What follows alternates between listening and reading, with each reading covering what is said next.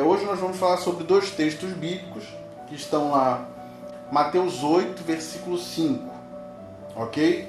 E também se encontra lá em Lucas, capítulo 7, versículo 1. São duas passagens, por incrível que pareça, que são bem conhecidas. Elas passariam batidas se não se houvesse, ou se a gente não conhecesse, ou se ninguém conhecesse o idioma original, né? Eu não digo o texto original. O texto original da Bíblia a gente não tem, né? Nós já falamos isso nos outros vídeos. É importante que você veja os vídeos anteriores, mas é importante que você entenda que nós temos textos no idioma original, né? Não os textos originais. Então, quando eu falar original, significam os textos, né? Os textos não, o idioma original, né, desses textos aí. Então, seriam dois textos que passariam batidos, né, sem nenhum problema, se a gente não fosse e não conseguisse ver as palavras nas entrelinhas, né, o que está escrito realmente lá, né? Então vamos lá, eu vou ler o texto. Vocês coloquem aí primeiro Mateus 8, versículo 5. Vamos lá. Mateus 8, 5. Tendo Jesus entrado em Cafarnaum, chegou-se a ele um centurião, que lhe rogava, dizendo: Senhor, meu criado. Aí eu queria que vocês sublinhassem na Bíblia de vocês, né?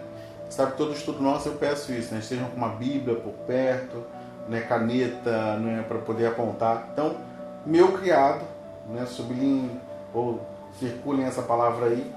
Jaz em casa, paralítico.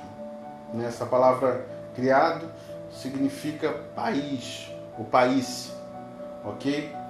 Em grego, para quem conhece, né, tem aí o pi, o alfa, o iota e o sigma, né, país, ok? Se você pegar uma Bíblia em grego, vou mostrar daqui a pouquinho, você pode observar isso. Jaz em casa, paralítico e horrivelmente atormentado. Respondeu-lhe Jesus: Eu irei e o curarei.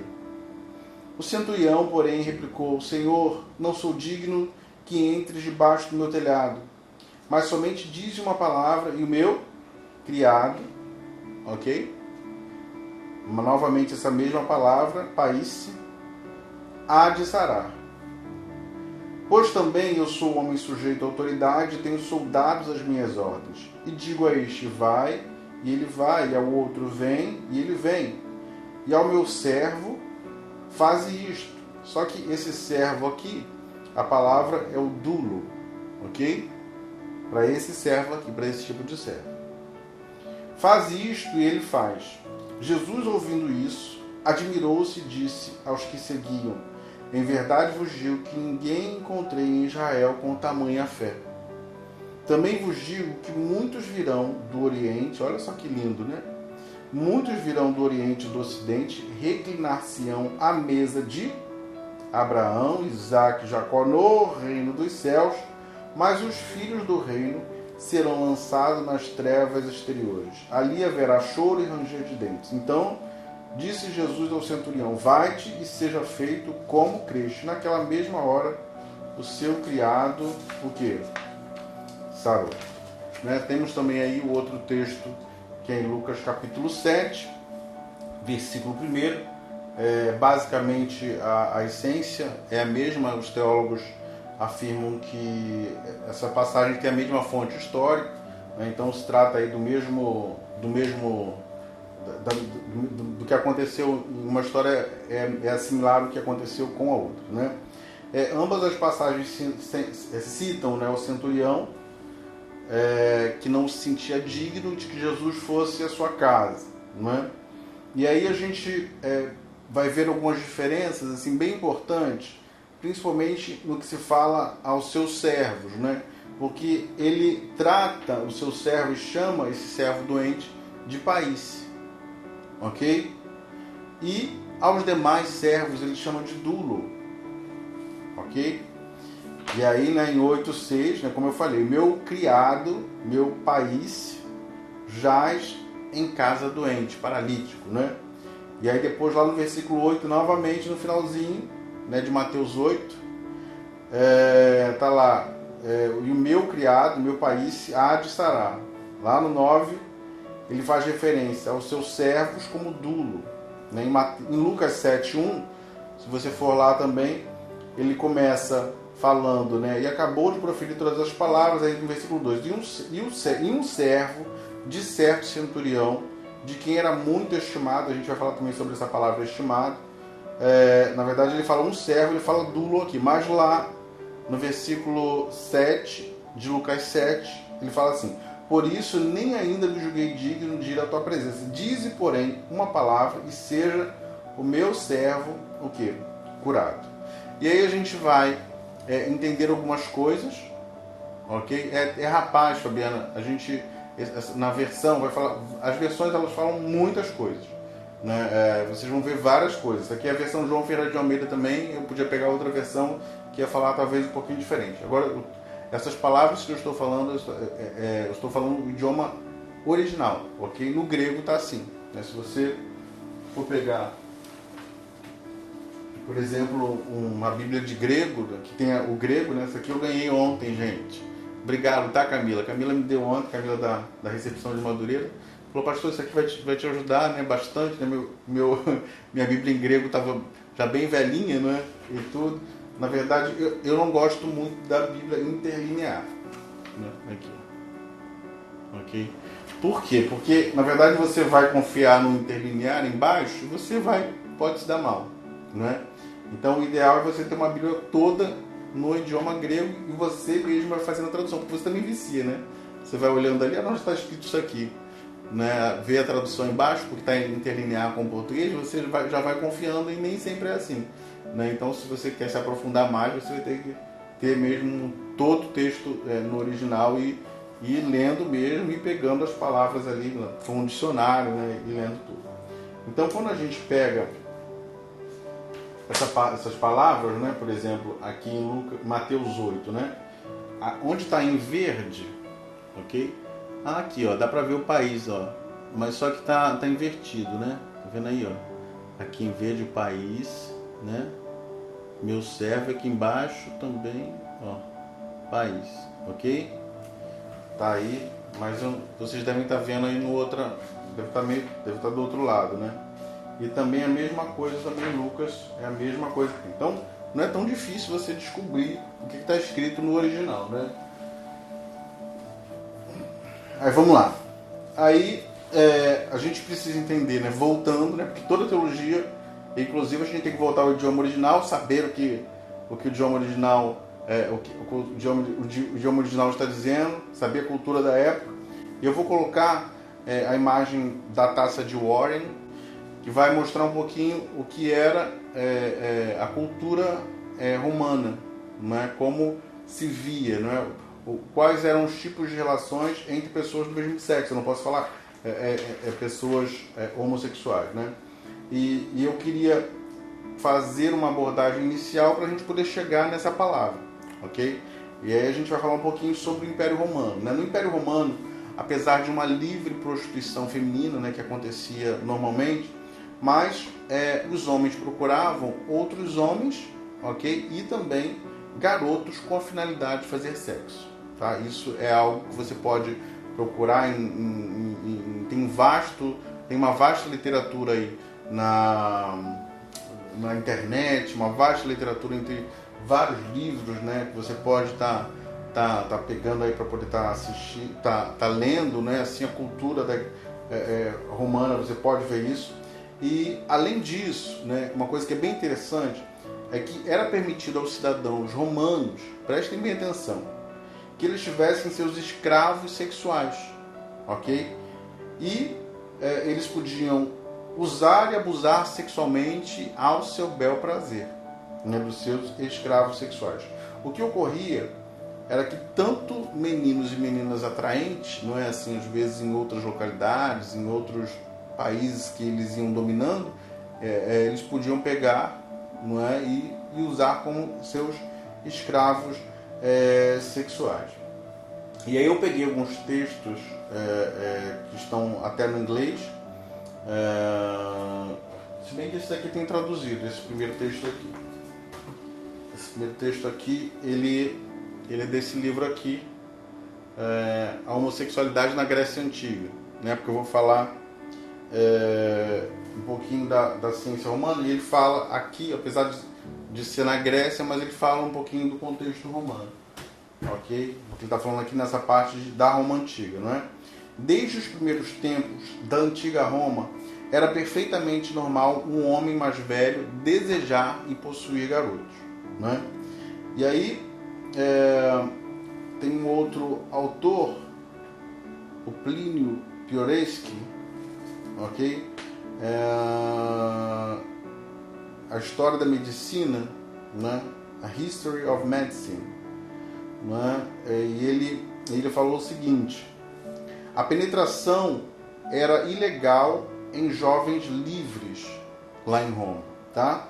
Somente meninos escravos que eram legalmente permitidos realizar tal performance como companheiro passivo, ou escravos conhecidos, ou ex-escravos conhecidos como libertos. Para escravos não havia proteção da lei contra o abuso sexual. Ou seja, em Roma não era problema a intimidade sexual entre dois homens, não é?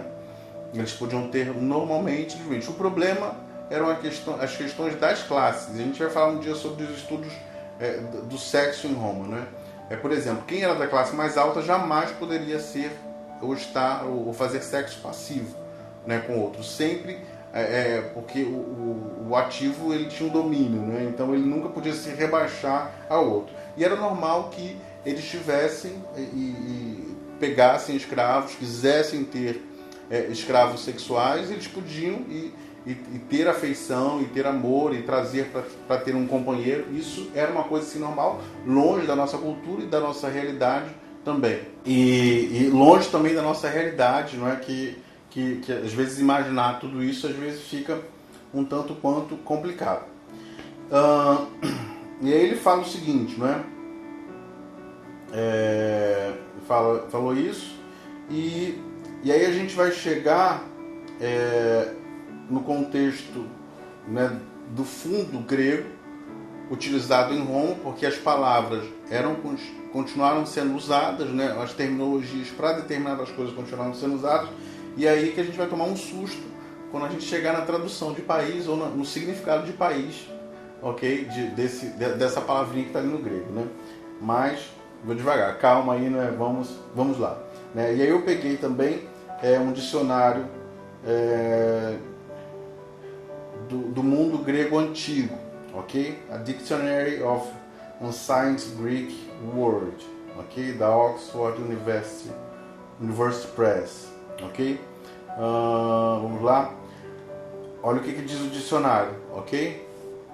Atrações e comportamentos sexuais entre mesmo sexo são evidentes, e mais abundantes entre homens do que entre mulheres. Ambos, amor romântico e paixão sexual entre homens, eram considerados normais. Então, lá no mundo, desde o mundo grego, né, assim, e avançando para o Império Romano, era normal. E debaixo de circunstâncias saudáveis e admiráveis. Lá na Grécia, então, inclusive um homem ter um rapaz para poder cuidar dele e dar toda a atenção e educação. Na Grécia não tinha a questão da intimidade sexual com penetração, né? Era um cuidado de uma outra forma assim. Mas em Roma tinha os escravos sexuais, né? E isso era uma coisa assim normal para aquela cultura e admirável, né? O sexo entre mulheres não era muito falado. A relação mais comum, é isso desse dicionário, tá? Que não é um dicionário inclusivo também não. Isso aí nada disso. É uma coisa assim da ciência mesmo, né? Quando eu falo com vocês, eu uso base científica, base teológica, não é? E não só apenas teologia inclusiva. A relação mais comum de um homem, presta bem atenção aqui, ó, com homem, relação de um homem com um homem era da pederastia, tá? Essa palavra, inclusive, pederasta não é gay não, ok? Pederasta é o homem mais velho que se atrai, uma cultura, algo que acontecia lá na cultura grega, né? Um homem mais velho que pegava um mancebo, um jovem mais novo, né? Um adolescente, para poder dar todo um tipo de educação, A gente também está aqui, não é para poder fazer qualquer tipo de pré-julgamento a uma cultura, nem para falar sobre isso, é para a gente poder entender o contexto histórico, ok? Então vamos lá. A relação mais comum de homem com homem era da pederastia, ok? Uma instituição sexualmente conhecida de um homem maduro que se chamava Erastes, ok? Que era o amante ativo, ligado ou mentorado a um jovem adolescente, que era o erômeno, ok? É uma parte assim mais histórica, ok? E aí que eu tomo aí um susto, foi onde eu cheguei, não, agora não tem como a gente poder fugir dessa questão dessa palavra, não é? Que está lá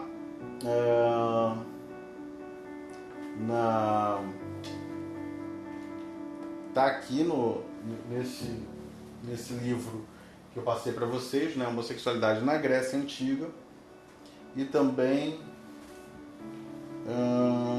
Sexualidade na Grécia e na Roma, em Roma, Sociedade e Literatura, okay? Sexuality in Greek, né? Você gosta aí de ver os originais, and Roman Society and Literature, ok? De 2005 esse livro, e também Sleeping in the Bosom of Tender Companion, Homoerotic Attachments in Sappho, ok? Também está nesse livro falando sobre isso. E aí, vamos lá a tradução. Erômenos, vou ler em português já direto. Erômenos, né? O amante passivo, olha só, né? Aquele jovem, né? O amante passivo, ou tá aqui, país. A palavra país está lá no grego. Aqui. Erômenos, o amante passivo, ou menino. Ou seja, essa palavra país, né, podia ser, né, tinha o significado de erômenos também, podia ser, esse erômenos podia também ser chamado de menino, aqui entendido como um carinho, não necessariamente como uma categoria de idade.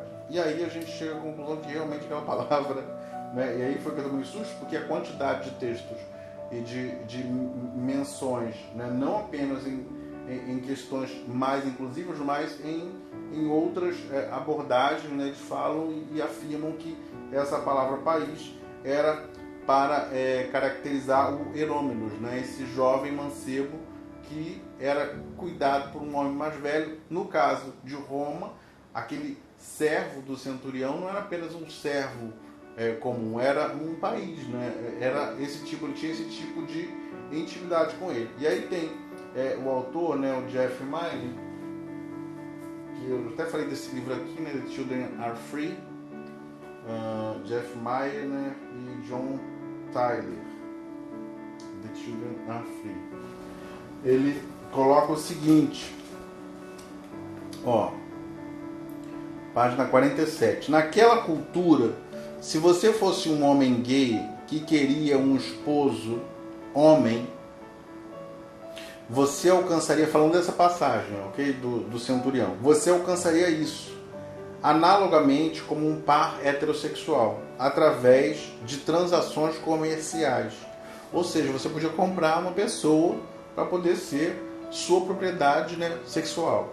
Adquirindo alguém para servir neste propósito, um servo adquirido para servir neste propósito era normalmente chamado de país, ok?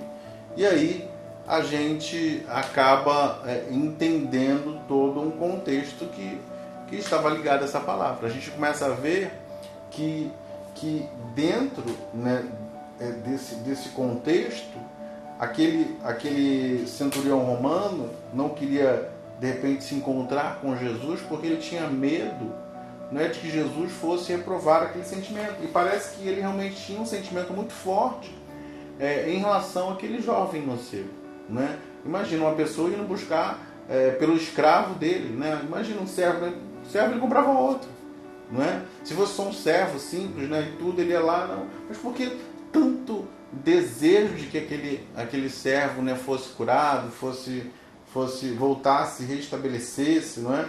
E é bem interessante lá em Lucas, que eu não li sobre Lucas, não é? Ele fala da intimidade, né, que ele era aqui, ó. Aqui, ó, no versículo 2, segundo, né? Lucas 7, 2. E um servo de centurião, de quem era muito que estimado, né, a palavra íntimos, né, de alguém que, essa palavra íntimos, né, era alguém que ele realmente gostava muito, tinha verdadeira admiração, né? Então, poxa, alguém que tinha verdadeira veneração, admiração, né, por um escravo apenas. E por que ele trata os outros escravos de uma outra forma? Por que ele usa uma outra palavra para aquele outro tipo de servo e para ele usa essa palavra país, né? O meu rapaz, né? O meu menino. Então, fica ali caracterizado, né?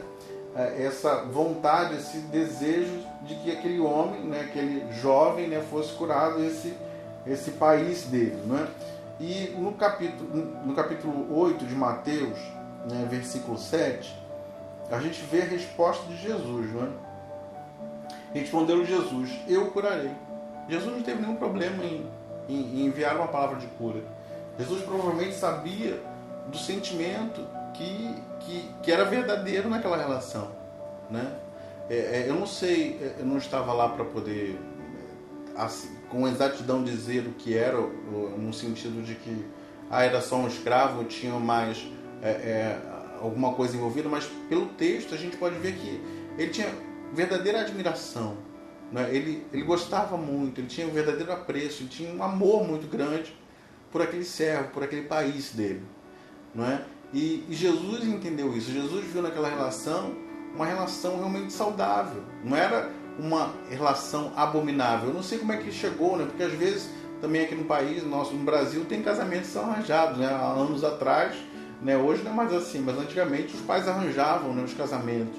E aí a gente vai dizer, não, isso é errado. E os filhos que nasceram, né, dessas relações. E mais ou menos assim, a cultura romana estava, e ele estava dentro daquele contexto, e uma pessoa estava apaixonada pela outra, gostando pela outra, e Jesus foi lá e não teve nenhum problema em curar. Inclusive Jesus lá em Mateus 8:10, Jesus ouvindo isso, olha só o que Jesus falou, né? Admirou-se. Jesus admirou-se desse centurião e disse aos que o seguiam: em verdade vos digo que a ninguém encontrei em Israel tamanha fé. Foi isso que ele falou. Ele não condenou aquele ato ou aquela atitude. Não, você tem um país, então você é amante de uma outra pessoa. O próprio centurião, ele não sentia a vontade para viver aquela situação, né, perante Jesus. Pensou que fosse ser recriminado, mas o amor dele era tão grande por aquele jovem que ele falou: não, eu vou lá, eu vou viver essa história e vou pedir clemência, né, assim, ao Senhor. E você pode ver até no texto de Lucas que ele era um bom homem, ele ajudava na sinagoga, mas por que ele também não se sentia digno de ir ter com Jesus? Será que muitos gays hoje também não se sentem assim, indignos de procurar a Jesus, indignos de viver uma história com Deus? Vê se a história não é muito parecida com a de muitos homoafetivos hoje, né? Tem medo, não, porque Jesus não vai me aceitar, né? Às vezes pode estar até passando por uma luta, passa numa igreja, vai pedir uma oração, fala assim: ora por mim, tudo assim, mas ele não consegue se firmar. Por quê? Porque ele tem medo de viver uma história com Jesus, medo de ser recriminado. E aí Jesus fala: olha, também vos digo que muitos virão do Oriente e do Ocidente, né? Porque Israel se achava o bambambam. Os judeus achavam que só eles seriam salvos, obrigavam que as pessoas se convertessem com a igreja cristã, e se convertessem, se circuncidassem, cumprissem a lei. Não, nós temos a promessa, achavam o máximo. E Jesus falou: não, muitos que virão do Oriente e do Ocidente reclinar-se-ão à mesa de Abraão, Isaac e Jacó no reino dos céus. Isso aqui é uma palavra de inclusão, né, para todos nós, uma inclusão para você que de repente vive uma história de amor, né, e se acha indigno de pertencer ao reino de Deus, né? Mas os filhos do reino, olha só, né, aqueles que eram os predestinados, né, assim, aqueles que têm a palavra, serão lançados nas trevas, e ali haverá choro e ranger de dentes. Então disse Jesus ao centurião: vai e seja feito assim como creste. Ele creu, o importante foi que ele creu. E naquela mesma hora o seu país sarou, né? Aquele jovem pelo qual ele estava amando, pelo qual ele tinha esse sentimento de íntimos, né? De apreço, de carinho, né? de amor, e ele se apaixonou, né? E Jesus não o condenou. Jesus falou: olha, eu irei abençoar, vou trazer saúde para ele, né? Então, talvez você estará ouvindo aí essa ministração, né? E no futuro, eu não sei, de repente você está dentro de um relacionamento de amor e nunca pediu a Deus para abençoar, está vendo um relacionamento morrer, né? E nunca pediu a Deus para poder estar te abençoando. Eu quero dizer, Deus vai te responder, Jesus vai te responder, vai falar assim: olha, eu vou curar, eu vou abençoar, eu vou fazer um grande milagre. E é isso que você precisa crer. Jesus falou para ele: e aconteceu como você creu, né? Porque você creu, eu vou fazer. Então, que você possa estar crendo, né? Que Jesus pode e quer abençoar, sim. Se sinta incluído, né? Esse não foi o primeiro gay que Jesus encontrou, provavelmente encontrou vários, e foi dessa forma, abençoando e dizendo que eles iriam encontrar lugar no reino de Deus, né? E eu acho linda essa passagem, porque eu me vejo aqui, né? Jesus falando: olha, muitos, né, que são do Oriente e do Ocidente vão se assentar à mesa com Abraão, com Isaac e Jacó, e nós estaremos nos assentando com Abraão, com Isaac e Jacó.